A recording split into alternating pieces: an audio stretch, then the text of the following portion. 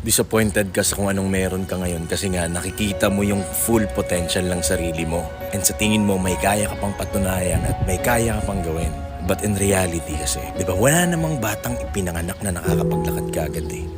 Isipin mo na lang na kung ano yung kinakatayuan mo ngayon, it's a preparation for you to flourish. It's a preparation for you para maging handa ka in the near future. Sabi nga nila, comfort can kill a potential.